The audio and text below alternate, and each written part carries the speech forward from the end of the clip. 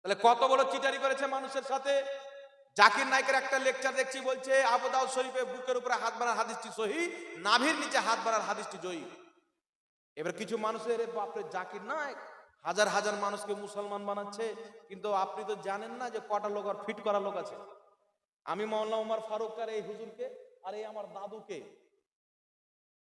20,000 টাকা করে দিলাম যে আজকে হচ্ছে কত তারিখ, 14 তারিখ, আগামী 1 ফেব্রুয়ারি, প্রথম ফেব্রুয়ারিতে আমার প্রোগ্রামে আসবে, এই লাও 3টা প্রশ্ন, এই 3টা প্রশ্ন আমাকে করবে, আমি উত্তর দিয়ে দেবো, তোমরা বলবে যে আমাদেরকে কলমা পড়ে মুসলমান করে নেন। জি। এবার আপনি তো জানেন না যে উমর ফারুকটা কে। মাথায় একটা তিলক লাগিয়ে হিন্দু হয়ে যাবে, হবে না? পাগড়িটাকে একটু যদি ঘুরিয়ে এলে তাহলে শিখ হয়ে যাবে, আর একটু ভালো করে পডার টডার লাগিয়ে চলে আসলে আমেরিকার ইংরেজ হয়ে যাবে, আর একটু পডার যদি লাগিয়ে এলে তাহলে ইংল্যান্ডের ইংরেজ হয়ে যাবে, হবে না? এই ধরনের লোককে ফিট করে জাতিকে গুমরা করছে। কিন্তু আমি বলবো, শুনো, জাকির নায়ক এখানে হাদিসের সঙ্গে জালিয়াতি করেছে। আর যদি আমি মিথ্যা বলি তো আমাকে চ্যালেঞ্জ করুন, আমি তো হাজির আছি, বসো আমার সাথে। আবু দাউদ শরীফের হাদিসকে যদি সহিহ প্রমাণ করতে পারো, মোহাম্মদ জাহাঙ্গীর আলম রেজভী আল্লাহ পাককে সাক্ষী রেখে, হাজার হাজার মানুষকে সাক্ষী রেখে স্পষ্ট চ্যালেঞ্জ দিয়ে দিচ্ছে, 5 লাখ টাকা তোমাদেরকে আমি পুরস্কার দান করব। বসো, হিম্মত নাই তোমাদের, তাই তুমি মাওলানা উমর ফারুকের কাছে আসবে না, তাই তুমি এই হুজুরের কাছে আসবে না, তাই তুমি জাহাঙ্গীরের সামনে আসবে না। কার সামনে আসবে? ডক্টর মাস্টার, যে বাপের জন্মে হাদিসের হও জানে না, কোরআনের কও জানে না। জি, তাই এদের চক্রান্ত থেকে সাবধান থাকবেন। শুনেন, আমার নবী বলেছে কিয়ামতের পূর্বে এমন ফিতনা বের হবে, ঈমান বাঁচা অসম্ভব হয়ে যাবে। সকালবেলা বাড়ি থেকে ঈমান নিয়ে বের হবে, বিকালে কাফির হয়ে বাড়িতে ফিরবে। কেমন ফিতনা হবে? রাসূল পাক বলছেন, ওই সময় ফিতনা থেকে বাঁচার উপায় হলো পূর্বের লোকের দামানকে ধরে থাকবে, আকাবিরিন সালাফদের তরিকাকে ধরে থাকবে। তাই নাভির নিচে হাত বানা আজকের ফতোয়া না, 1400 বছর পুরাতন ফতোয়া। জোরে বলেন সুবহানাল্লাহ। আজকের হাদিস না, 1400 বছর পুরাতন হাদিস। ইমামে আজম আবু হানিফা 17 জন চাইতে বেশি সাহাবীকে মাথার চোখে দেখেছেন, তিনারা নাভির নিচে হাত বাঁধছেন। ইমামে আজম আবু হানিফা সাহাবীকে দেখে ফতোয়া দিয়েছেন নাভির নিচে হাত বাঁধা সুন্নাত। বলেন সুবহানাল্লাহ। সাহাবী ভুল করতে পারে? নবী পাক বলছেন, মা আনা আলিহি ওয়া সাহাবী, 73 ফিরকার মধ্যে 72টি জাহান্নামী, 1টি জান্নাতি, যে আমার সাহাবীর তরিকাতে চলবে।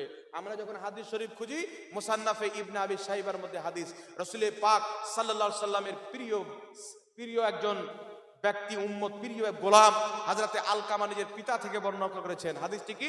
ওয়াদা ইয়ামিনাহু আলা শুমালিহি ফিস সালাতি তাহতা সুররা। তিনি বলছেন, নবী পাক নামাজে ডান হাত বাম হাতের উপরে রেখে নাভির নিচে বেঁধেছেন। এই হাদিসকে একাধিক ইমাম সহিহ বলে আখ্যায়িত করেছেন। জোরে বলেন সুবহানাল্লাহ। আর একটু জোরে বলতে হবে সুবহানাল্লাহ। ইমাম মুনজিরি রাহমাতুল্লাহ আলাইহি নিজের কিতাবে হযরতে আবু হুরায়রা থেকে হাদিস বর্ণনা করেছেন। হযরতে আবু হুরায়রা বলেন, নাভির নিচে নাই, আর হযরতে আবু হুরায়রা বলেন, নামাজে ডান হাত বাম হাতে রেখে নাভির নিচে বাঁধতে হবে, এটাই হচ্ছে সঠিক। জোরে বলতে হবে সুবহানাল্লাহ। মুসান্নাফ ইবনে আবি শাইবার মধ্যে আরেকটি হাদিস, বিখ্যাত তাবি হযরতে ইব্রাহিম নাখী রাহমাতুল্লাহ আলাইহি বলেন, মুসান্নাফ ইবনে আবি শাইবা হাদিস নাম্বার 3939, তিনি বলছেন, বিশুদ্ধ তরিকা হচ্ছে ডান হাত বাম হাতের উপরে রেখে নাভির নিচে হাত বানা নামাজে, এটাই হচ্ছে সহিহ তরিকা। একটু জোরে বলতে হবে সুবহানাল্লাহ। তাই বিরাদর ইসলাম, বুকের উপরে হাত বানার কোনো সহিহ হাদিস নাই। সহিহ ইবনে খুজাইমার হাদিসকে জয়ীফ হাদিসকে আর সহিহ লিখেছে, আবু দাউদ শরীফের জয়ীফ হাদিসকে সহিহ লিখেছে। কেন লিখেছে? আপনার ঈমানকে নষ্ট করার জন্য। আপনি যেন এইগুলোকে দেখে ওয়াহাবি মতবাদে চলে আসেন, আহলে সুন্নাত ওয়াল জামাতকে ছেড়ে দেন, নবীর পথকে ত্যাগ করে ইবনে আব্দুল ওয়াহাব নজদির পথে যেন চলে আসেন। যে ইবনে আব্দুল ওয়াহাব নজদি বলেছিল, মুহাম্মদুর রাসূলুল্লাহর জান্নাতের বাগান রওজা হচ্ছে দুনিয়ার সবচাইতে বড় শিরকের আড্ডা, সবচাইতে বড় মন্দির। নবীর কবরকে যে মন্দির বলবার ঈমান থাকবে? আল্লাহকে বলেন আল্লাহ কি? তো আল্লাহ পবিত্র কোরআন পাকে বলছেন, ওয়াল্লাযীনা আমানু ওয়া আমিলুস সলিহাতি ফি রাওদাতিল জান্নাহ। রব্বুল আলামিন বলছেন, যারা ঈমান এনে ভালো কর্ম করে দুনিয়া থেকে যায়, তারা জান্নাতের বাগানে রওজাতে থাকে। রওজা জান্নাতের বাগান। তাই খাজা মঈনুদ্দিন চিশতির কবর জান্নাতের বাগান, মেহবুব দাতা মেহবুবুল আউলিয়ার কবর জান্নাতের বাগান, যত আল্লাহ ওয়ালার কবর আছে সব হচ্ছে জান্নাতের বাগান। বল সুবহান। এখানে একটা মশালা আপনাদের সম্মুখে ক্লিয়ার করে দিই বিরাদর ইসলাম। কালকে একজন একটা আমাকে বক্তব্য পাঠাইছে, একটা লুতি মৌলবি আছে কমেলু, ও হারামখোর ফাতোয়া দিচ্ছে যে মাজারে যে খাসিগুলো নিয়ে যাওয়া যায়, যে মুরগা নিয়ে যায় ওখানে জবাই করে 1000 বার বিসমিল্লাহ বলে যদি জবাই করে সুয়ার চাইতেও বেশি হারাম। নাউজুবিল্লাহ বলেন। আচ্ছা আপনারা বলেন তো সুয়ারকে কে হারাম করেছে? জি, তো আল্লাহ যেটা হারাম করেছে ওটা সবচেয়ে বড় হারাম না? হ্যাঁ কথা বলেন, আল্লাহর চাইতে কেউ বড় হারাম বানাতে পারবে? এ হারাম খাওয়ানো খোর বলছে যে আল্লাহ যে সুয়ারকে হারাম করেছেন এই সুয়ার চাইতেও বেশি হারাম ওই জিনিসটা। তাহলে এ কি আল্লাহর চাইতে বড়? নাউজুবিল্লাহ। তাহলে ওর ফাতোয়া অনুযায়ী ওয়াহাবিদের যে ধারণা, ওই ধারণা অনুযায়ী ও মৌলবি শিরিক করেছে, আল্লাহর চাইতে বেশি বড় হারাম বানিয়েছে, ও শিরিক করেছে। ওদের ফাতোয়া অনুযায়ী ওর বউ তালাক হয়ে গেছে। তাই যারও সন্তান তাই তো এরকম কথা বলে। আমাকে একজন ফোন করে বলছে হুজুর বলছে সুয়ার চাইতেও বেশি হারাম। আমি বললাম সুয়ারের বাচ্চার জন্য হারাম হতে পারে, মানুষের বাচ্চার জন্য না।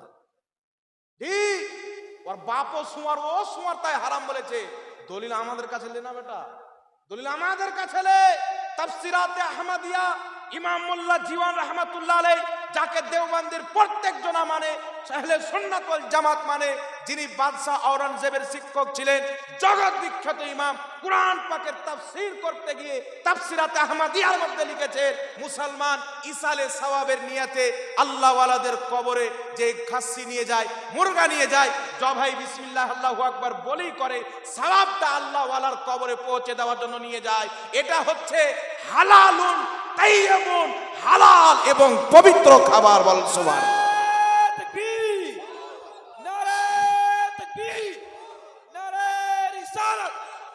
কিয়ামতের সকাল পর্যন্ত কোন দেওবন্দি বাপের বেটা জন্ম হয়নি একটা দলিল দিবে, কোন দলিল না। এটা হারাম, সুয়ার চাইতেও বেশি হারাম। পাগলা কুত্তা কোথাকার, তুই কে হারাম বানানো বলা রে? তুই যখন জন্ম নিস তোর বাপ বাড়িতে ছিল না, জালসা ছিল, আর তো গ্যারান্টি নাই। আর তুই বলছিস সুয়ার চাইতে বেশি হারাম। নাউজুবিল্লাহ বলেন। আল্লাহ এদের থেকে হিফাজত করে বলেন আল্লাহুম্মা আমিন।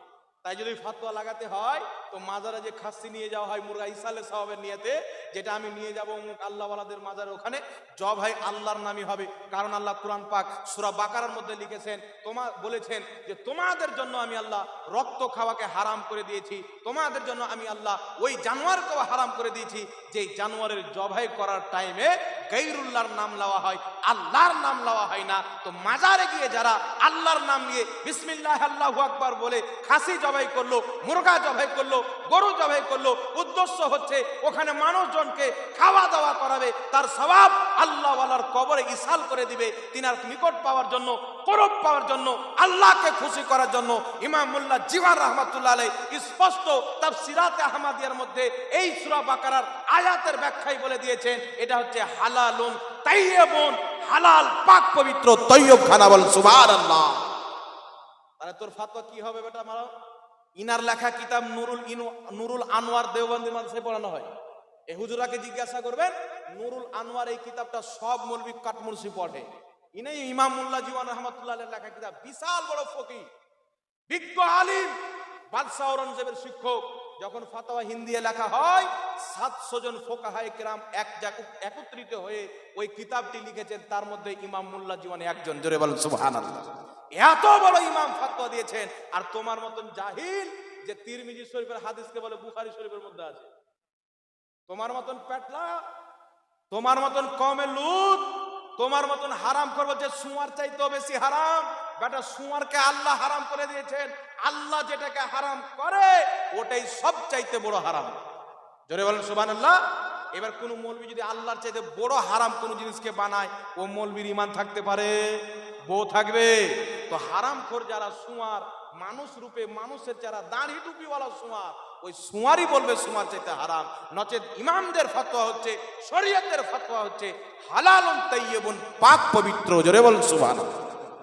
এবার চলে আসেন বিরাদর ইসলাম, কটি প্রশ্ন এসেছে উত্তর দিয়ে দিই, কারণ আমার পরে মুনাজিরা আহলে সুন্নাত, শেরে বাঙ্গাল, মুসান্নিফে কুতুবে কাসিরা, অসংখ্য কিতাবের লেখক, অসংখ্য কিতাবের রাইটার হযরত আল্লামা মাওলানা মুফতি আমজাদ হোসেন সিমনানি সাহেব কিবলা আমার পরে সঙ্গে সঙ্গে উনি উপস্থিত হয়ে যাবেন, মনে হয় আনতে চলে গেছে।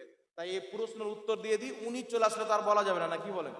উনি আমাদের শিক্ষকের মতন, আমরা ওনাদের ছাত্রর মতন। ওনাদের রুহানি ছেলের মতন, ওনাদের হাত আমাদের মাথার উপর আছে। তাই যেখানে যাই আলহামদুলিল্লাহ চ্যালেঞ্জ দিয়ে কথা বলি। আর আজকে পর্যন্ত কোনো আহলে হাদিস কোনো দেওবন্দির সামনে দাঁড়ার ক্ষমতা করেনি। আমি নিজে দুই তিন জায়গায় মুনাজারাতে উপস্থিত থেকেছি আলহামদুলিল্লাহ। এক জায়গাতে 10 মিনিট পর আহলে হাদিসকে নেংটি মেরে পালাইতে হয়েছে, বেশি দূরে না, আপনাদের বহরমপুর থানাতে নেংটি মেরে পালাচ্ছে 10 মিনিট আমার সামনে। জি বলছে আল্লাহুম্মা সাল্লি আলা সাইয়্যিদিনা মাওলানা মুহাম্মদ, এই দুটোটা কোন হাদিসে আছে? আমি বললাম সাল্লাল্লাহু আলাইহি ওয়াসাল্লাম কোন হাদিসে আছে? বুখারী শরীফ খুলে বলছে দেখেন মৌলভী সাহেব, কলা কলা রাসূলুল্লাহ সাল্লাল্লাহু আলাইহি ওয়াসাল্লাম, এই তো সাল্লাল্লাহু আলাইহি ওয়াসাল্লাম। আমি বললাম এটা তো নবীর নাম লিখার কারণে মুহাদ্দিসিন লিখেছেন, নবী পাক কোথায় বলেছেন সাল্লাল্লাহু আলাইহি ওয়াসাল্লাম? সাহাবা পড়েছেন বা নবী পাক পড়েছেন বা নবী পাক পড়তে বলেছেন বা সাহাবা পড়তে বলেছেন? দেখাও চুপচাপ। জি আমি বললাম আজকে না কিয়ামত পর্যন্ত সময় নিলাম, তুমি কি তোমার মরা বাপ চলে আসলেও দেখাতে পারবে না? ওটা দেখিয়ে দাও, আমি এটা দেখিয়ে দেবো। ওটা যে হাদিসে আছে ওর নিচের হাদিসে এটা লেখা আছে। সুবহানাল্লাহ বলবেন না? ও দেখাইতে পারবে? এবার পাবলিক বলছে দেখাইতে হবে না, চামড়া টেনে জড়ো করে দেবো। জি চাপ্পাল নিয়ে চলে এসেছে মসজিদের ভিতরে বাইরে থেকে, সাধারণ মানুষ। আমরা বুঝাচ্ছি ভাই চাপ্পালটা বাইরে ফেলো, চাপ্পাল দেখাচ্ছে আর বলছে চাপ্পাল নিয়ে তোর চামড়া টেনে নেবো, দেখা হাদিস খোলা আছে বাবু, সব হাদিস নিয়ে গেছে, দেখাও।